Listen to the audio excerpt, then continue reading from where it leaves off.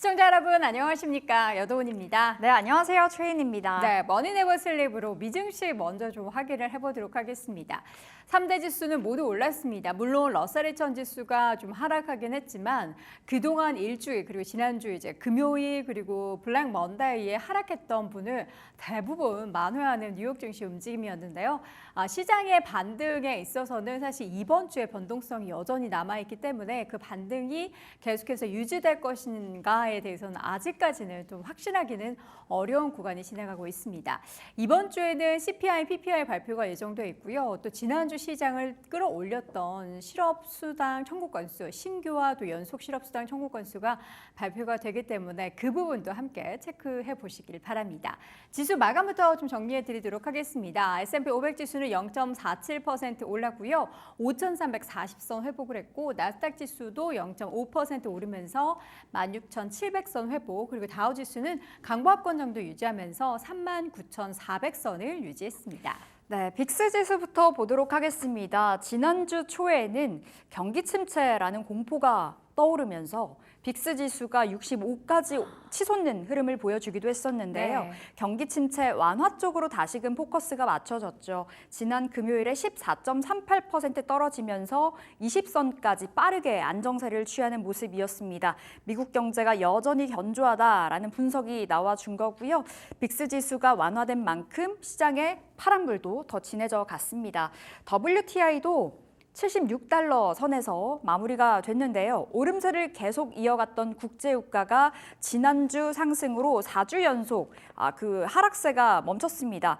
지난주에 기록을 했던 4거래일 연속의 상승 7월 초 이후에 가장 길었다고 하는데요. 미국 증시가 이 경기 침체 공포를 덜어내면서 빠르게 하락폭을 만회를 해냈고요. 원유 가격이 상승을 하면서 그 보조를 마쳤습니다. WTI가 배럴당 76.84달러에서 거래를 마쳤습니다. 자, 그런가 하면 TSMC 1.56%가량의 상승을 보였는데요. AI 거품론에도 불구하고 TSMC 월간 매출이 잘 나가고 있습니다. 7월 매출이 한화로 약 10조 8,200억 원이 나왔습니다. 작년 같은 기간 대비해서 45%가 증가가 되면서 시장 전망치를 크게 웃도는 7월에 실적을 내놨는데요. 이렇게 깜짝 실적이 나오면서 TSMC 3분기에도 시장 기대치를 뛰어넘을 실적이 나올 것으로 전망이 되고 있습니다. 아울러 직전일에는 수요가 폭발한다라는 분석으로 해석이 됐었죠. 3나노, 5나노 8%가량의 가격 인상 소식을 알린 바 있었는데요. 앞으로 실적에 대한 기대감이 더 커져가는 대목이기도 합니다. 네, 그렇다면 전체 시장 분위기를 한번 맵을 통해서 보겠습니다. 물론 중간중간에도 울긋불긋하긴 하지만 그래도 M7 종목들, 엔비디아를 제외하고는 모두 올라가는 모습을 보였습니다. 엔비디아를 비롯한 반도체 종목들은 약간 혼조를 보여서 좀 아쉬웠죠. 마이크론 테크놀로지나 브로드컴은 올랐지만 여타 다른 종목들, 특히 인텔의 주가가 3% 넘게 좀 밀려났고요. 엔비디아 주가도 0.21% 약보합권 마감이 됐습니다. 이 밖에 마이크로소프트 0.83%, 애플은 1% 넘게 올랐고요. 구글의 주가도 0.95%, 메타 1.6%, 아마존, 테슬라도 모두 1% 미만이긴 하지만 상승 흐름을 이어갔습니다. 그 가운데 있어서 가장 돋보였던 상승은 일라일릴입니다. 지난주 실적 발표 이후에 계속된 랠리를 펼쳐나가고 있습니다. 일라일리 금요일장에서도 5% 넘는 강한 상승을 보였고요. 존슨앤존슨, 머크까지는 좋았지만 여타 다른 헬스케어 관련한 종목들은 좀 쉬어가는 모습, 그리고 특히나 길리우드 사이언스의 주가가 2%대 밀렸습니다. 자, 그리고 특징적인 종목은 사실 찾기는 좀 어렵습니다. 왜냐하면 다 혼조를 보이고 있거든요. 지금 레스토랑 쪽의 섹터에 있어서도 맥도날드의 주가와 스타벅스의 주가는 좀 하락세를 보였지만 치폴레가 2%대 강세입니다. 그러나 이제 스타벅스에 대해서는 조금 주목해 볼 만한 게 행동주의 헤지펀드가 붙었습니다. 그 말인즉슨 뭔가 기업 내에서 쇄신을 통해서 주가를 부양하려는 그러한 압박이 있을 것이기 때문에 이러한 변화를 통해서 그동안 계속해서 내리막을 겪었던 스타벅스의 주가가 다시 한번 올라갈 수 있을 것인가에 대한 기대감을 갖고 있는 상황입니다. 국제유가 혼조 가운데 지금 에너지주들도 전반적으로 좀 부진합니다. 엑스모빌, 쉐브론 등은 올랐지만 지난주 호시적 발표한 옥시젠다 페트롤리움은 소폭 쉬어가는 모습이었고요. 지금 보면 유일하게 지금 필수 소비재 좀 아래서 에스티로더라는 기업 여러분들도 잘 아실 겁니다. 글로벌리한 그런 화장품 브랜드인데 유독 좀 빨간불로 하락폭이 깊었습니다. 다른 섹터를 좀 보자 보자면 저는 금융주를 항상 보죠. 금융주 움직임들은 견조했습니다. 일단 JP모건이 0.85% 강세를 보였고요. 다른 종목들도 시티그룹은 조금 하락했지만 그래도 1% 미만의 상승 흐름, 그리고 버크셔 해서웨이도 강보합권 정도에서 마감이 됐고, 카드사 관련해서는 아메리칸 익스프레스의 주가가 2% 가까이 가장 큰 상승이 보였습니다. 자, 그럼 특징적인 종목들을 조금 더 정리해 보도록 할까요? 네, 첫 번째로는 네이버 웹툰 살펴보도록 하겠습니다. 네이버 웹툰 많이 급락 빠졌어요. 보였습니다. 네, 웹툰 엔터테인먼트인데요. 상장이 된 지 얼마 안 됐죠. 지난 6월에 나스닥에 상장이 된 우리나라 기업입니다. 실적이 장애물이 되어줬는데요. 2분기 매출액이 3억 2,097만 달러가 나오면서 전년 동기 대비해서 0.1%가 증가를 했다고 합니다. 한참이나 예상치에 못 미는 숫자가 나온 거고요. 웹툰의 손실이 7,657만 달러를 기록을 한 점도 투자자들을 실망케 했는데요. 사측은 일회성 비용, IPO에 따른 일회성 비용이 많이 나갔었고, 그리고 주식 보상 비용 때문에 순손실이 발생한 거다라고 말을 전했습니다. 그리고 원화 약세에 따른 환차손도 영향을 미쳤다고 덧붙였는데 많이 내렸죠. 38% 급락이 나와서요. 12달러에서 장을 마쳤고요. 지난 6월에 공모가가 21달러였었는데요. 공모가 대비해서 무려 한 39% 빠진 숫자에서 지금 맴돌고 있습니다.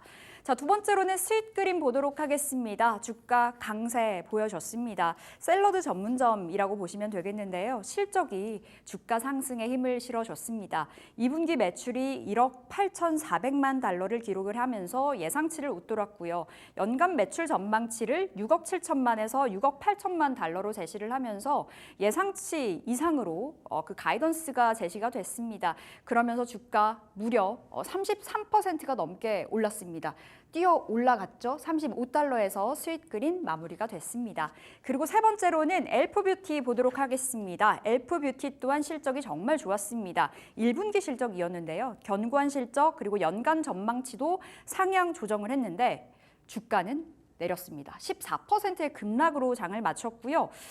연간 매출 가이던스를 중요하게 보죠. 12억 8천만에서 13억 달러를 제시를 했고 상향 조정이 됐지만 올해 들어서 엘프뷰티가 한 30%가 넘게 올랐다고 해요. 그 30% 넘게 올라간 수준 대비해서 그 가이던스의 조정이 다소 좀 약했다라는 쪽으로 귀결이 되면서 주가가 많이 내렸습니다. 오히려 JP모건은 이렇게 내렸을 때가 매수의 찬스다라는 보고서를 내비치기도 했었는데요. 지난 금요일 14% 내리면서 160달러 선에서 종가가 만들어졌습니다.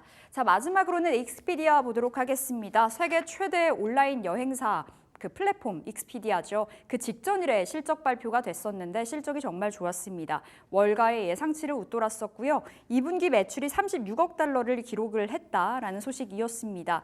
월가 예상치가 35억 3천만 달러였기 때문에 좀 웃도는 숫자가 나왔고요. EPS, 주당 순이익도 3.51달러 이익을 기록했다고 역시나 그 발표 기대 이상이었습니다.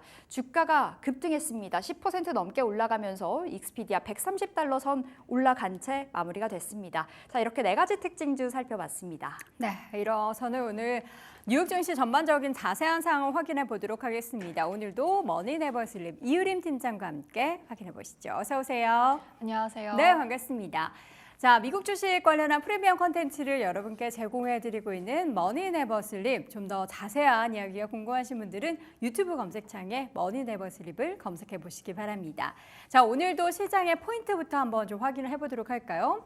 이번에는 물가지수다. 자, 이번 주에 화요일에는 PPI, 또 수요일에는 CPI 발표가 예정돼 있죠. 네, 맞습니다. 이 미국 증권시장이 9일에는 상승 마감하면서 이 변동성 장세 속에서 다시 안정을 되찾는 모습 보여줬는데요. 그야말로 격동의 한 주였다라고 지난주 정리해 볼 수 있을 것 같습니다. 이렇게 긍정론자들의 주장에도 불구하고 여전히 투자자들의 불안은 높은 상태라고 볼 수 있겠는데 사실 그럴 수밖에 없는 게 이 시장을 뒤흔든 변수들은 여전히 남아있는 상태입니다. 블랙 먼데이를 촉발한 엔캐리 트레이드의 경우 75% 정도가 청산됐다는 평가도 있지만 반대로 이제 시작이라는 분석도 나오고 있고요. 또 빅테크가 이전처럼 놀라운 실적을 내지는 못하면서 AI 거품론도 여전히 나오고 있습니다. 또한 여기에 경기 침체 우려도 완전히 해소가 되지는 않은 상황이고요. 이런 관점에서 주목해야 하는 이벤트는 앞서 말씀해 주신 것처럼 곧 나올 7월 소비자 물가지수인 CPI와 또 소매 판매 지표입니다. 9월 금리 인하가 기정사실로 여겨지는 만큼 이전보다는 관심이 덜할 수 있는데요. 이 데이터들은 경기의 현 상황을 파악하는 데에도 유용하기 때문에 꼭 챙겨보셔야 할 것 같고요. 만약 소비 지표가 기대 이상으로 둔화한다면 이는 노동시장 냉각과 마찬가지로 경기 침체의 징후가 될 수도 있습니다. 즉 시장이 크게 흔들릴 가능성이 있다는 의미로 해석해 볼 수도 있고요.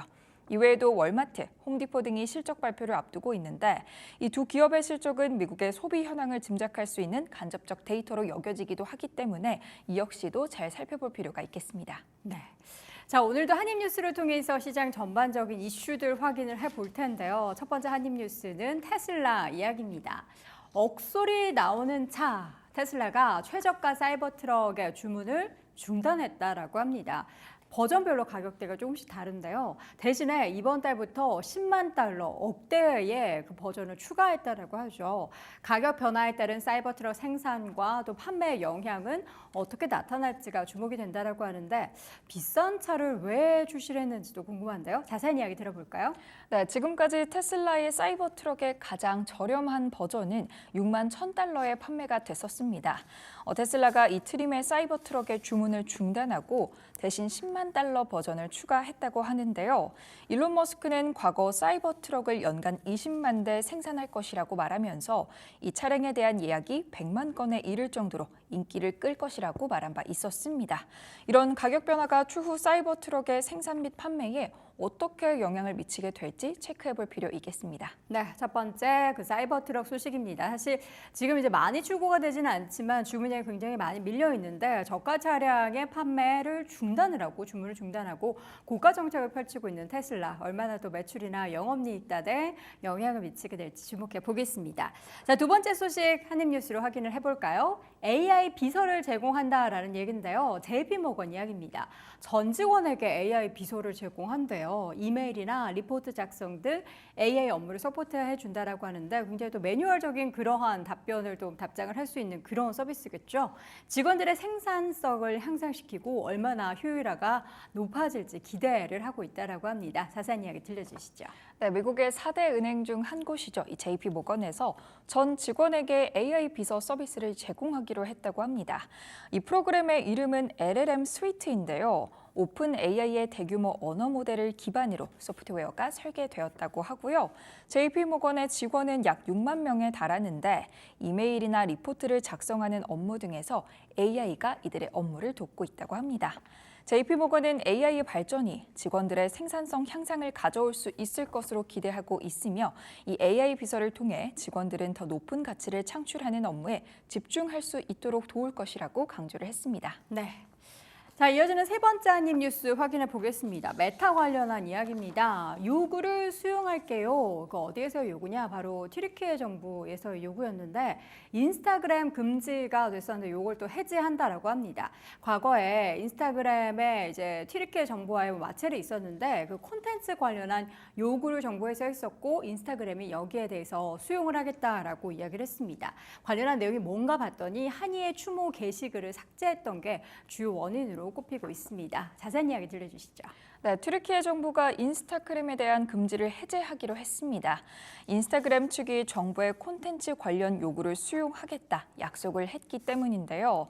튀르키예의 규제 당국은 8월 2일 인스타그램에서 하마스의 지도자죠. 이스마일 하니야의 사망과 관련한 추모글 게시가 금지되었다는 이유에서 이 앱을 차단한 바가 있었습니다. 이런 메타의 게시글 정책이 잘못된 검열이라고 주장을 했는데 튀르키예의 현 대통령은 지난해 10월 가자지구 전쟁이 발발한 이후 팔레스타인 및 하마스를 옹호하는 입장을 나타내 왔습니다. 앞으로 해당 조치가 어떻게 수용이 될지 체크해 보도록 하겠습니다. 네, 마지막 한입 뉴스는 머스크 이야기입니다. 계속해서 테슬라 머스크 관련해서 소송을 하고 당하고가 끊임없는데요. 머스크 너 고소가 헤드라인입니다. 전 트위터 회장이 현 X를 상대로 소송을 제기했다라는 소식입니다. 2천만 달러 상당의 주식을 미지급했다가 그 소송의 원인인데요. 광고주 마찰 속에서 소송까지 불거지고 있는데 논란의 중심에 있는 X 이야기 확인해 보시죠. 네, 머스크를 둘러싼 소송 이야기는 계속해서 끊임없이 전해지고 있습니다. 네. 이번에는 전 트위터 회장인 오미드 코데스타니가 현 X를 상대로 소송을 제기했다고 하는데요. 일론 머스크가 자신이 받아야 할 2천만 달러 이상의 주식을 현금화하는 것을 거부하고 있다고 주장을 하고 있다고 합니다. 2022년 머스크가 트위터를 인수할 당시 약속했던 주식을 지급하지 않고 있다고 설명을 한 거고요. 안 그래도 이 광고주와의 마찰 등으로 많은 논란의 중심에 서 있는 X인데요. 여기에 소송까지 더해진 상황인데 해당 기업의 흐름이 어떻게 흘러갈지 체크해 보겠습니다. 네. 자, 이어지는 종목 뉴스는 먼저 자동차 관련한 이야기를 먼저 드리도록 하겠습니다. 스텔란티스 이야기인데 사실 최근에 다양한 기업들에 있어서 감원 감축이 이어지고 있습니다. 스텔란티스도 대규모 감원을 진행한다고요? 네, 맞습니다. 이 대표적인 글로벌 완성차 업체죠. 스텔란티스가 미국에서 상당한 규모의 감원을 단행한다고 하는데요. 복수의 현지 매체에 따르면 스텔란티스는 미국 공장에서 최대 2,450명의 근로자를 무기한 해고할 계획이라고 합니다. 해고의 이유는 뭘지 조금 더 들여다보도록 하겠습니다. 바로 특정 모델의 생산 중단 때문인데 스텔란티스는 올해 말 미국 미시간 공장에서 구형 램 1500 클래식 픽업 트럭의 생산을 중단할 예정이라고 합니다. 구형 램 1500은 2018년에 새로운 세대의 램 1500이 출시된 이후 주로 엔트리 레벨 구매자에게 판매되는 저가형 픽업으로 활용되어 왔습니다. 그리고 1500, 2025년 모델마저 출시됨에 따라서 구형 램 1500 클래식은 중단된 거라고 볼 수 있겠는데요. 스텔란티스는 신형 램 1500이 출시되면서 미시간 트럭 조립 공장의 램 1500 클래식 생산은 올해 말 종료가 된다고 입장을 밝혔습니다. 네. 자동차 노조 쪽에서는 이번에 대규모 감원에 대해서 좀 반발할 것 같은데 어떨까요? 네, 맞습니다. 이 같은 감원에 대해서 전미 자동차 노조는 좀 우려를 표명을 하고 있는데요. 네.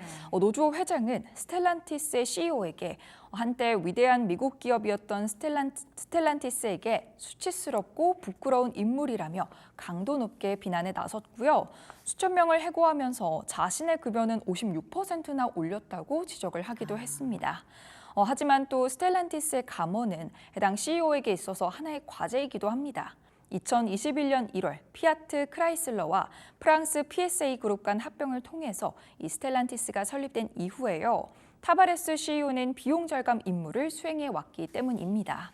제조업 산업에 있어서 합병 이후 인력 구조 조정은 피할 수 없는 요소이기도 한데 스텔란티스는 올해 상반기 총 293만 1,000대의 차량을 인도했습니다.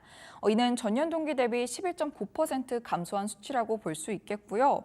확실히 차량 판매량이 감소하고 있다고 볼 수 있겠습니다. 또한 판매가 저조하면서 매출도 당연히 줄어들었습니다. 2024년 상반기 매출은 전년 동기 대비 13.57% 감소하면서 850억 1,700만 유로를 기록했는데요. 계속해서 쉽지 않은 상황이 펼쳐지고 있는 스텔란티스의 입장입니다. 기업의 주가 어떻게 흘러갈지 체크해 보도록 하겠습니다. 그럼 최근에 스텔란티스 주가 움직임도 궁금한데 어땠을까요? 네, 스텔란티스의 주가는 9일 기준 1.35% 감소하면서 15.31달러로 장을 마감했습니다. 올해 들어서 주가 역시 큰 폭으로 하락하는 모습 보였습니다. 네, 정말 고점 대비해서 많이 하락해 있는 스텔란티스 이제 자구책으로 감원 이야기가 전해지고 있는데 이제 반발이 심한 만큼 이것을 또 어떻게 타개하게 될지 확인해 보도록 하겠습니다. 자, 두 번째 종목 뉴스는 월트 디즈니 이야기입니다. 최근에 실적 발표를 했는데 OTT 쪽에 있어서의 뭔가 회복을 보였지만 실질적으로 이제 디즈니랜드, 디즈니월드 이런 쪽에 있어서의 매출은 또 감소를 해서 앞으로 향후에는 어떻게 좀 자구책을 마련하게 될지 궁금했는데 밥 아이거가 CEO 자리에 2년 만에 다시 한번 오르면서 이 침체됐던 디즈니의 흥행 마법을 되찾겠다 뭐 이런 의지를 지금 밝히고 있다면서요? 네, 맞습니다. 이 월트 디즈니의 전성기를 이끌고 또 회사가 위기에 빠지자 다시 CEO로 복귀한 밥 아이거가 9일 D23 엑스포에서 엔터테인먼트 프레젠테이션을 진행했다고 하는데요. 아이거 CEO는 이 자리에서 향후 몇 년 동안 선보일 극장용 영화와 또 TV 시리즈 등에 관해 자세히 설명을 했다고 합니다. 해당 내용 살펴보면요. 프레젠테이션에서 월트 디즈니가 소개한 7개의 극장용 타이틀 중 5편은 모아나 2, 토이스토리 5, 주토피아 2, 겨울왕국 3, 또 인크레더블 3인데요. 많이들 익숙하실 겁니다. 기존 인기 프랜차이즈의 후속편이라고 볼 수 있을 텐데 이 같은 영화는 어느 정도 흥행이 담보되어 있잖아요. 기존 작품이 워낙 대박을 쳤기 때문에 그 인기를 이끌어간다라고 생각을 하시면 될 것 같습니다. 10일 CNBC에 따르면 토이스토리 프랜차이즈는 전 세계 박스오피스에서 32억 달러의 수익을 올렸습니다. 겨울왕국2의 수익은 무려 27억 달러를 돌파했었죠. 또 인크레더블2 역시 18억 달러의 수익을 올렸고요. 주토피아는 2016년 개봉 기간 동안 전 세계적으로 10억 달러의 수익을 올렸었는데 해당 이렇게 인기를 끈 흥행이 담보되어 있는 영화가 계속해서 위기의 월트 디즈니를 이끌어낼지 주목이 되는 부분이고요. 월트 디즈니의 핵심 계열사 중 하나인 루카스 필름도 2019년 라이즈 오브 스카이워커 이후에 첫 스타워즈 장편 영화인 만델로디안과 그로그를 2026년에 개봉할 예정이라고 합니다. 네. 디즈니가 정말 영광 되찾으려면 앞서 잠깐 이야기했었던 그 마블 시리즈가 다시 좀 흥행몰이에 나서야 될 것 같은데 어떨까요? 네, 사실 이 마블 시리즈 굉장히 고전을 면치 못하고 있습니다. 네. 어벤져스 이후에 계속해서 조금은 낮아지는 흐름 보여주고 있는데요. 월트 디즈니가 과거의 영광을 되찾기 위해서는 마블이 부활해줘야 하는 역할이 크겠습니다. 영향력이 워낙 컸던 프랜차이즈이기 때문인데 마블의 전성기는 어벤져스 엔드게임에서 정석을 찍으면서 이후에 영화 마블의 주가 역시 가파르게 하락을 했다고 볼 수 있겠습니다. 마블은 어벤져스 엔드게임 이후에 10개의 TV 시리즈와 또 12개의 극장용 영화를 개봉했습니다. 그러나 팬들은 과도한 콘텐츠와 또 새로운 등장인물에 부담감을 느끼게 됐는데요. 동시에 개봉작 중 상당수 역시 호평을 받지는 못했습니다.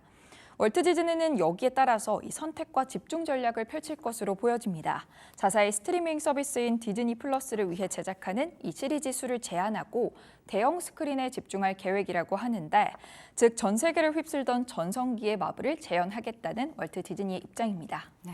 엔드게임이 END가 아니라 AND였어야 하는데 그 이름이 좀 썩 좋지는 않았던 것 같습니다. 어쨌든 마블 시리즈에 다시 한번 부활을 좀 기대를 해보도록 하겠고요. 디즈니 마지막으로 최근에 주가 한번 점검을 해볼까요? 네, 월트 디즈니의 주가는 현지 시간 9일 기준 0.29% 오르면서 86.21달러에 장을 마감했습니다.